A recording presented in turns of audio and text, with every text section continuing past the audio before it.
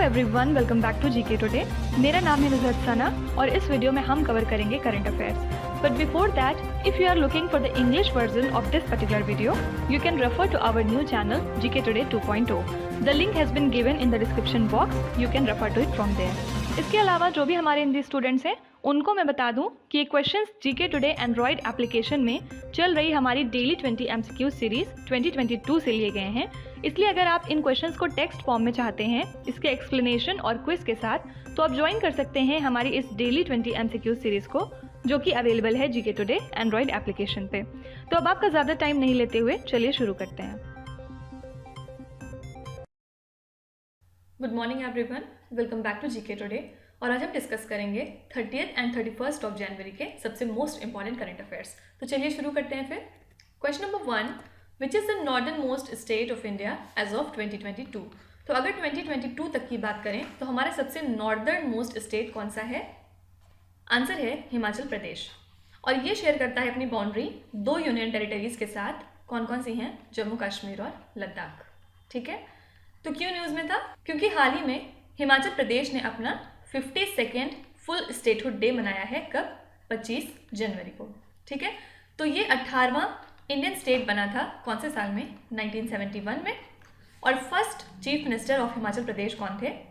Doctor Yashwant Singh Parmar. Okay, इसके अलावा 1950 में अगर थोड़ी सी हिस्ट्री देखें तो 1950 में हिमाचल बन गया था पार्ट सी स्टेट, और उसके बाद 1956 में इसको बनाया गया था यूनियन टेरिटरी। तो ये थोड़ा सा बैकग्राउंड था इसका। ठीक है, इसके अलावा अभी हाल ही में 21 जनवरी को 50वां एनिवर्सरी था। कौन से 3 स्टेट्स का? मणिपुर, मेघालय और त्रिपुरा। ठीक है, ये कब बने थे? 1972 में। और मणिपुर और त्रिपुरा की बात करें तो ये दोनों स्टेट बनने के पहले प्रिंसली स्टेट्स थे। वही मेघालय जो है वो असम का हिस्सा था। ठीक है, तो ये जो स्टेट्स हैं ये कौन से एक्ट के अंदर में बनाए गए थे? North Eastern Region Reorganisation Act of 1971। ठीक है, इसके अलावा देखिए जो अरुणाचल प्रदेश है वो भी फॉर्म हुआ था 1972 में, और अभी 2022 में इसने भी अपने 50 साल कंप्लीट कर लिए हैं। ठीक है, और अरुणाचल प्रदेश 3 कंट्रीज के साथ अपनी बाउंड्री शेयर करता है। कौन सी 3 कंट्रीज हैं? चाइना, म्यांमार और भूटान। ठीक है, तो बहुत सारे डिसीजंस लिए थे अरुणाचल प्रदेश ने अपने स्टेटहुड डे के दिन। कुछ देख लेते हैं। सबसे पहले अरुणाचल प्रदेश गवर्नमेंट एक अथॉरिटी स्टैब्लिश करेगी जिसका नाम है Arunachal Pradesh infrastructure financing authority. उसके बाद इन्होंने ये भी डिसाइड किया है कि अब से ये डिस्ट्रिक्ट लेवल पे गुड गवर्नेंस इंडेक्स को इम्प्लीमेंट करेंगे। ठीक है, अब आपको कमेंट्स में बताना है मुझे कौन सा स्टेट या यूनियन टेरिटरी है जो कि पहला है district level good governance index को इम्प्लीमेंट करने में। उसके बाद अपने स्टेट का हाईएस्ट अवार्ड जिसका नाम है अरुणाचल रत्न, ये किसको देंगे? लेट KAA राजा को, जो कि फॉर्मर गवर्नर थे। ठीक है, और उसके बाद 365 इंफ्रास्ट्रक्चर प्रोजेक्ट्स को भी इनॉग्रेट किया गया है, और ऐसा एक्सपेक्ट किया जा रहा है कि कंप्लीट हो जाएंगे 2022 से 23 के बीच में। फाइन, और एक लास्ट बात करते हैं। एक स्कीम है वहाँ पे, दुलारी कन्या स्कीम। ठीक है, ये कितने की रहती है? 20,000 रुपये। तो इसमें ऐसा कहा गया है कि 5,000 रुपये अब से और ऐड किए जाएंगे। ठीक है, तो ये कुछ बेसिक इनिशिएटिव्स थे जो अरुणाचल प्रदेश गवर्नमेंट ने अपने स्टेट के लिए लिए हैं। अब इसके अलावा एक और नॉर्थ ईस्टर्न स्टेट है नागालैंड। ये असम से अलग करके बनाया गया है, और कब बनाया गया था? 1963 में। तो ये जो दोनों स्टेट्स हैं ये 512.1 किलोमीटर का लॉन्ग बॉर्डर शेयर करते हैं। ठीक है, तो नागालैंड बहुत दिनों से कह रहा था कि जो भी नागा डोमिनेटेड एरियाज हैं नॉर्थ काचार और नगांव डिस्ट्रिक्ट में असम के, वो इनको दे दिए जाएं, वो नागालैंड का हिस्सा होना चाहिए। तो गवर्नमेंट ऑफ नागालैंड और असम ने फाइनली अनाउंस किया है कि वो आउट ऑफ कोर्ट सेटलमेंट करेंगे इस मैटर पे, क्योंकि बहुत दिनों से डिस्प्यूट चल रहा है। तो फाइनली अब थोड़ा सेटलमेंट का कुछ इनिशिएटिव लिया गया है। ठीक है, question number 2, INS khukri memorial is located in which state और यूनियन टेरिटरी। देखिए, INS खुकरी मेमोरियल जो है ये इंडो पाकिस्तानी वॉर मेमोरियल है जो कमेमोरेट करता है frigate that was attacked by Pakistani submarine. कब? 1976 में। ठीक है, तो INS खुकरी जो कि लीड शिप थी इंडियन नेवी की, खुकरी क्लास ऑफ कॉर्वेट्स की, साथ ही इसको इंडिजिनियसली बनाया गया था, और ये surface to surface missile fitted vessel थी। इसको दिया गया है दीव को। ठीक है, तो बिल्ड किसने किया था? मैज़ेगॉन डॉकयार्ड शिप बिल्डर्स लिमिटेड ने। और इस शिप को कमीशन कब किया गया था? 1989 में। कहाँ पे? मुंबई में। और हाल ही में इसको डीकमीशन कर दिया गया है दिसंबर 2021 में, ठीक है। और अब इसको दीव भेज दिया जा रहा है ताकि वहाँ पे डिस्प्ले के तौर पे इसको INS खुखरी मेमोरियल में लगाया जा सके, ओके। इसके अलावा देखिए लास्ट मंथ हमने देखा था कि 22nd प्रेसिडेंट स्टैंडर्ड अवार्ड दिया गया था 22nd missile vessel of Indian navy को, ठीक है। तो 1971 के इंडिया पाकिस्तान वॉर में ये जो वेसल है इसने कराची पोर्ट पे बॉम्ब डाला था और जितनी भी पाकिस्तानी शिप्स थी उनको डुबो दिया था पानी में, और यही रीज़न है कि इसको 2021 में अवार्ड से नवाजा गया है, ठीक है, क्योंकि 25 साल कंप्लीट हो गए थे इसके डिप्लॉयमेंट के टू द स्क्वाड्रन। और इसको एक और नाम से जानते हैं हम, क्या नाम है इसका? The killer. इसके अलावा याद रखिएगा हम इंडियन नेवी डे कब मनाते हैं? 4 दिसंबर को। और 2021 की थीम क्या थी? Indian navy combat ready, credible and cohesive, ठीक है। और कुछ और इंडियन नेवी के बारे में बात करते हैं। सबसे पहले इंडियन नेवी ने हाल ही में कमीशन किया था INS वेला, जो कि चौथी स्टेल्थ स्कॉर्पियन क्लास सबमरीन है अंडर द प्रोजेक्ट 75, ठीक है। तो ये जो प्रोजेक्ट 75 है ये कंप्राइज करता है अपने अंदर 6 सबमरीन का कंस्ट्रक्शन। बेसिकली 6 सबमरीन कंस्ट्रक्ट किए जाएंगे ऑफ स्कॉर्पियन डिजाइन, ठीक है। तो out of these 6 3 submarines already commission की जा चुकी हैं। इनके नाम आपको याद रखना जरूरी है, करंज, खांडेरी और कलवारी, ठीक है। और इसको भी किसने बनाया था? मेज़ेगॉन डॉकयार्ड शिपबिल्डर्स लिमिटेड ने, ओके। इन सब के अलावा हमने देखा था कि इंडियन नेवी ने हाल ही में कमीशन किया है INS विशाखापट्टनम को एट द नेवल डॉकयार्ड इन मुंबई। तो एक बहुत पावरफुल शिप है जो कि इंडिया में इंडिजिनसली बनाई गई थी और ये 5 पावरफुल गैस टर्बाइन के थ्रू प्रोपेल होती है, ठीक है। तो सिंपली आपको याद रखना है INS विशाखापट्टनम को हाल ही में कमीशन किया गया है, okay. Question number 3, India has paid $29.9 million in budget assessments of which institution? तो इंडिया ने इतना अमाउंट पे किया है United Nations regular budget assessment 2022 के लिए, ठीक है। याद रखिएगा इंडिया नॉन परमानेंट मेंबर है इस 15 नेशन सिक्योरिटी काउंसिल में और उसका 2 साल का जो टर्म था वो भी खत्म होने वाला है दिसंबर 31, 2022 को, ओके। तो अगर जनवरी 21, 2022 तक की बात करें सिर्फ, तो 24 मेंबर स्टेट्स ने अपना रेगुलर बजट असेसमेंट पे कर दिया है टोटली, और ईरान, गिनिया और वैनुआटू इन्होंने सफिशिएंट ड्यूज पे किए हैं ताकि इनका जो वोटिंग राइट है वो मेंटेन रहे। साथ ही साथ याद रखिएगा कि वेनेजुएला और पापुआ न्यू गिनिया, सिर्फ इन दोनों को कोई भी वोटिंग राइट नहीं है, ठीक है। कितने लोगों में? टोटल 193 मेंबर बॉडीज में, ओके। अब यूनाइटेड नेशंस की बात करें तो कुछ दिनों पहले हमने देखा था कि यूनाइटेड नेशंस ने अनाउंस किया था कि जो दुनिया है वो 5 तरह के मेजर रिस्क से घिरी हुई है 2022 में, ठीक है। और इन्हीं 5 रिस्क को इन्होंने एक पर्टिकुलर नाम दिया था। क्या नाम था उसका? 5 अलार्म ग्लोबल फायर। कौन से 5 रिस्क थे ये?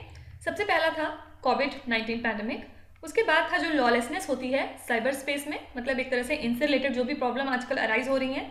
थर्ड था क्लाइमेट क्राइसिस, फिर 4 था बैंकरप्ट ग्लोबल फाइनेंशियल सिस्टम, और लास्ट क्या था? डिमिनिश्ड पीस एंड सिक्योरिटी, ठीक है।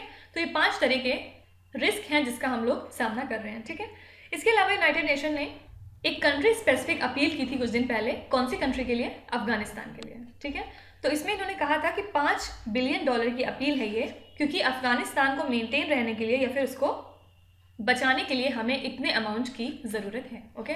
तो याद रखिएगा ये कंट्री स्पेसिफिक अपील कौन सी कंट्री के लिए थी? अफगानिस्तान, ठीक है। इसके अलावा इंटरनेशनल मॉनेटरी फंड ने अपना वर्ल्ड इकोनॉमिक आउटलुक जनवरी 2022 के लिए रिलीज़ किया है हाल ही में, और इस अपडेट के हिसाब से इंडिया जो है वो 9% से ग्रो करेगी इन 2021 टू 2022, और पहले इन्होंने कहा था कि 9.5% से ग्रो करने वाली है, लेकिन अब इन्होंने डाउनग्रेड कर दिया है इस रेट को, ठीक है। और इसके अलावा इन्होंने ये भी कहा है कि 2022 से 23 में सेम रेट रहेगा, 9% ही रहेगा। और ग्लोबल इकोनॉमिक ग्रोथ की बात करें तो वो 5.9% था 2021 में, और अब घट के 4.4% हो जाएगा 2022 में, okay. Question number 4, AK-203 deal was signed by India with which country? तो ये डील हमने किसके साथ करी है? आंसर है रशिया। तो रशिया ने हाल ही में अपना फर्स्ट बैच डिलीवर किया है 70,000 राइफल्स का as a part of AK-203 deal, जिसके अंदर में AK-203 असॉल्ट राइफल्स बनने वाली थी इंडिया में, ठीक है। तो जो फर्स्ट बैच है इसका वो जहाँ तक है एयरफोर्स यूज़ करेगी, और जो राइफल्स हम अमेठी फैक्ट्री में बनाएंगे वो जहाँ तक है वो आर्मी को दिए जाएंगे। ठीक है, तो जो मैन्युफैक्चरिंग हो रही है ये Indo Russian rifles private limited के थ्रू हो रही है, जो कि ज्वाइंट वेंचर है इंडिया और रशिया का। ठीक है, देखिए इसके अलावा जडार एक रिवर है, कहाँ पे, वेस्टर्न सर्बिया में। ये 75 किलोमीटर लॉन्ग ट्रिब्यूटरी है कौन सी रिवर की, द्रीना रिवर की। ठीक है, तो अभी हाल ही में क्या हुआ है, यहाँ पे एक मल्टीनेशनल माइनिंग ऑर्गेनाइजेशन आया था जिसका नाम है रियो टिंटो। इनका प्लान था कि ये लिथियम को माइन करेंगे जडार वैली में नियर लोजिंका टाउन इन सर्बिया। ठीक है, तो इसकी वजह से बहुत ज़्यादा वहाँ पे प्रोटेस्ट हो रहे थे और फाइनली गवर्नमेंट को कैंसिल करना पड़ा इनका लाइसेंस। ठीक है, तो पूछा जा सकता है कि Jadar lithium project is associated with which country, तो आंसर हो जाएगा सर्बिया। ओके, इसके अलावा हमने पिछले ही लेक्चर में देखा था कि चाइना, रशिया और ईरान की नेवीज ने पार्टिसिपेट किया था हाल ही में चीरू 2Q22 ज्वाइंट ड्रिल की एक्सरसाइज में। ठीक है, और ये कहाँ पे हुई थी, मेडिटेरेनियन वाटर्स में। तो सबसे इंपॉर्टेंट बात इस क्वेश्चन से क्या है कि कौन सी कंट्रीज ने हिस्सा लिया था इसमें, चाइना, रशिया और ईरान ने। इसके अलावा रशिया ने हाल ही में S-400 ट्रायम्फ डिलीवर करना शुरू किया था इंडिया को। ठीक है, तो इससे क्या होगा, इंडिया की जो डिफेंस कैपेबिलिटीज हैं वो बहुत ज़्यादा बूस्ट करेंगी। तो सिर्फ ये याद रखिएगा कि हम कौन सी कंट्री से ले रहे हैं, आंसर है रशिया।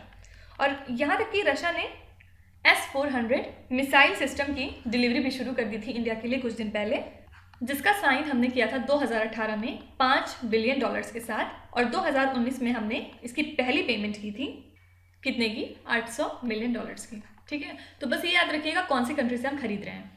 अब आपको मुझे कमेंट्स में बताना है कि रोमियो हेलीकॉप्टर्स हमने कौन सी कंट्री से परचेज किए हैं। Question number 5, Buddhadeb Bhattacharya who refused the Padma Bhushan award was the chief minister of which state. तो ये chief minister of West Bengal थे 2000 से लेके 2011 तक। तो हाल ही में इनको पद्म भूषण देने का अनाउंस किया गया था, लेकिन इन्होंने रिफ्यूज कर दिया था। ठीक है, और सिर्फ यही नहीं, लेजेंडरी सिंगर संध्या मुखर्जी और तबला एक्सपोनेंट आनंद्या चटर्जी, इन्होंने भी पद्म भूषण को लेने से मना कर दिया था। ठीक है, तो ये तीनों नाम याद रखिएगा, बहुत ज़्यादा इंपॉर्टेंट है। और संध्या मुखर्जी की बात करें तो इनका 70 साल का कैरियर है और इन्होंने लगभग 1000 गाने गाए हैं इंडियन सिनेमा के लिए। ठीक है, इसके अलावा देखिए 61 विनर्स अनाउंस हुए हैं प्रधानमंत्री राष्ट्रीय बाल पुरस्कार के लिए 2021 एंड 2022, और इन्हें डिजिटल सर्टिफिकेट दिए जाएंगे जो कि ब्लॉकचेन ड्रिवन टेक्नोलॉजी पे बेस्ड होते हैं। कौन डेवलप किया है, IIT कानपुर ने, under the national blockchain project. ठीक है, तो ये जो डिजिटल सर्टिफिकेट हैं ये डिजिटल वॉलेट में सेफली स्टोर हो सकते हैं और इंस्टॉल किए जा सकते हैं अपने मोबाइल डिवाइसेस पे। ठीक है, तो जो सर्टिफिकेट्स हैं ये कोई भी फोर्ज नहीं कर सकता है, मतलब इसको जाली नहीं बनवा सकते हैं, साथ ही साथ ये ग्लोबली वेरीफाइबल भी हैं। ओके, इसके अलावा हमने देखा था कि असम गवर्नमेंट ने हाल ही में अपना स्टेट का हाईएस्ट सिविलियन अवार्ड जो कि असम वैभव होता है उसको किसको दिया है, मिस्टर रतन टाटा को, जो कि फिलैंथ्रोपिस्ट हैं। और कुजंगल मूवी फ्रॉम इंडिया ये जीत गई है बेस्ट फिल्म अवार्ड, कहाँ पे, Asian film competition section at the 20th Dhaka international film festival. ठीक है, किसने डायरेक्ट किया था, तमिलनाडु से PS विनोद राज। तो सिर्फ इतना याद रखिएगा कि इंडिया ने टोटल 4 अवार्ड्स जीते हैं टोटल 17 में से। ठीक है, और ये तो हमने बहुत बार देखा है कि 56th जननपीठ अवार्ड किसको दिया गया है, असम के पोइट हैं नीलमणि फुंकर, और 57th जननपीठ अवार्ड किसको मिला है, कोंकणी राइटर हैं Damodar Mauzo. Okay, question number 6, the Punjab and Maharashtra cooperative bank was amalgamated with which bank. तो इस बैंक को किसके साथ मर्ज कर दिया गया है, आंसर है यूनिटी स्मॉल फाइनेंस बैंक। ये एक्चुअली एक ज्वाइंट वेंचर है बिटवीन सेंट्रम फाइनेंशियल सर्विसेज और भारत पे का। ठीक है, तो जो भी ब्रांचेस हैं अब PMC बैंक की वो फंक्शन करेंगी as the branches of Unity Small Finance Bank अभी से ही। ठीक है, अब कुछ बैंकिंग रिलेटेड करंट अफेयर्स देखते हैं। याद रखिएगा HDFC बैंक को best private bank in India का अवार्ड मिला है, कहाँ पे, ग्लोबल प्राइवेट बैंकिंग अवार्ड्स 2021। ठीक है, और HDFC बैंक की बात करें तो हेडक्वार्टर कहाँ पे है, मुंबई में। CEO कौन है, शशिधर जगदीशन, और चेयरमैन कौन है, अतानु चक्रवर्ती। इसके अलावा याद रखिएगा कि रिजर्व बैंक ऑफ इंडिया ने हाल ही में 2 पेमेंट सिस्टम ऑपरेटर्स के सर्टिफिकेट को कैंसिल कर दिया है। कौन है ये, Muthoot vehicle and asset finance limited और सेकेंड कौन है, Eco India financial services private limited. ठीक है, क्या रीजन था, क्योंकि ये पाए गए थे non compliant with regulatory requirements, किस एक्ट के अंतर्गत, payment and settlement system act of 2007। Okay, देखिए इसके अलावा याद रखिएगा हाल ही में पेटीएम पेमेंट्स बैंक लिमिटेड बन गया है लार्जेस्ट और fastest growing UPI beneficiary in India, क्योंकि हाल ही में ये बन गया है पहला ऐसा बेनिफिशियरी जिसने लैंडमार्क एक अचीव किया है, मतलब एक महीने में इसने 926 मिलियन ट्रांजैक्शंस किए हैं। ठीक है, और चेयरमैन कौन है पेटीएम के, मिस्टर विजय शेखर शर्मा, हेडक्वार्टर्स है नोएडा यूपी में, और एमडी और सीईओ कौन है, मिस्टर सतीश कुमार गुप्ता। ठीक है, तो आपको कमेंट्स में बताना है विजय शेखर शर्मा के बारे में एक और बात जिसकी वजह से हाल ही में ये न्यूज़ में बने हुए थे। Question number 7, what is the rank of India in the corruption perception index of 2021। ये क्वेश्चन डेफिनेटली आपको एग्जाम में कहीं ना कहीं जरूर देखने को मिलेगा, बहुत इंपॉर्टेंट है। तो रैंक क्या है इंडिया की इस इंडेक्स में, तो इंडिया की रैंक सिर्फ 1 पॉइंट इंक्रीज हुई है पिछले साल से, मतलब अब हम कौन सी पोजीशन पे आ गए हैं, 85। ठीक है, तो ये इंडेक्स रिलीज कौन करता है, ट्रांसपेरेंसी इंटरनेशनल, जो 180 कंट्रीज को रैंक करती है बेस्ड ऑन द करप्शन। ठीक है, तो 0 to 100 का स्केल होता है, जिसमें से जो 0 है वो सबसे ज्यादा करप्ट माना जाता है, और अगर 100 है तो मतलब आप प्योर हैं, मतलब कोई भी करप्शन नहीं है आपके यहाँ। तो इंडिया का स्कोर कितना था, 40। ओके, अब हम लोग हेनले पासपोर्ट इंडेक्स की बात करते हैं। कुछ दिन पहले इसको रिलीज किया गया है। इसको सबसे पहले टॉप किसने किया है, जापान और सिंगापुर ने। लास्ट कौन था इस इंडेक्स में, अफगानिस्तान। इंडिया की रैंक कितनी थी, 83rd, टोटल 111 पासपोर्ट्स में। ठीक है, याद रखिएगा कि ओमान और अर्मीनिया 2 ऐसी कंट्री हैं जो कि लेटेस्ट अभी ज्वाइन हुई हैं इंडिया के पासपोर्ट में, मतलब अगर पासपोर्ट है आपके पास तो आपको वीजे की जरूरत नहीं है इन कंट्रीज को ट्रैवल करने के लिए। ओके, इसके अलावा कुछ दिन पहले हमने देखा था कि मोस्ट वैल्यूएबल ब्रांड्स डिक्लेयर हुई थी 2022 के लिए, जिसमें टॉप पोजीशन पे कौन था, एप्पल। ठीक है, सेकंड पे कौन था, अमेजॉन, फिर थर्ड पे था गूगल, उसके बाद माइक्रोसॉफ्ट, और फिफ्थ था वॉलमार्ट। कौन सी रिपोर्ट के अंतर्गत ये डिक्लेयर हुआ था, brand finance 2022 global 500 report. Okay, इसके अलावा याद रखिएगा कि चेन्नई इंटरनेशनल एयरपोर्ट अभी हाल ही में 8th पोजीशन पे रैंक कर दिया गया है for on time performance for 2021। ठीक है, तो जो टॉप 3 पोजीशंस थी उस पे कौन था, फर्स्ट पे था मियामी एयरपोर्ट जो कि यूएसए में है, सेकेंड था फुकुओका एयरपोर्ट, ये जापान में है, और थर्ड भी जापान का एयरपोर्ट था, हैनेडा एयरपोर्ट। ओके, आपको कमेंट्स में बताना है कि ग्लोबल हंगर इंडेक्स में 2021 के लिए इंडिया की रैंक क्या थी। Question number 8, Manyam and Alluri Sitarama Raju are the newly form tribal districts of which particular state. तो कौन से स्टेट में ये 2 ट्राइबल डिस्ट्रिक्ट्स नए बनाए गए हैं, आंसर है आंध्र प्रदेश। ठीक है, और ये जो दोनों स्टेट्स हैं ये लेजेंडरी तेलुगु फ्रीडम फाइटर के ऊपर रखे गए हैं। फाइन, प्रेजेंट में total number of district Andhra Pradesh में कितने हो गए हैं, 26। ठीक है, इसके अलावा आंध्र प्रदेश स्टेट गवर्नमेंट ने हाल ही में रूल्स नोटिफाई किए हैं फॉर महिला पुलिस विंग, और जिसके अंदर में इन्होंने एक separate women police cadre create किया गया है, और इस विंग में कौन होंगे, इंस्पेक्टर्स, सब इंस्पेक्टर्स, सीनियर महिला पुलिस, असिस्टेंट सब इंस्पेक्टर्स, महिला पुलिस पर्सनल एटसेट्रा। ठीक है, और आंध्र प्रदेश गवर्नमेंट इसलिए भी न्यूज़ में थी क्योंकि इसने हाल ही में 686 करोड़ रुपीस का 3rd ट्रांच रिलीज किया है।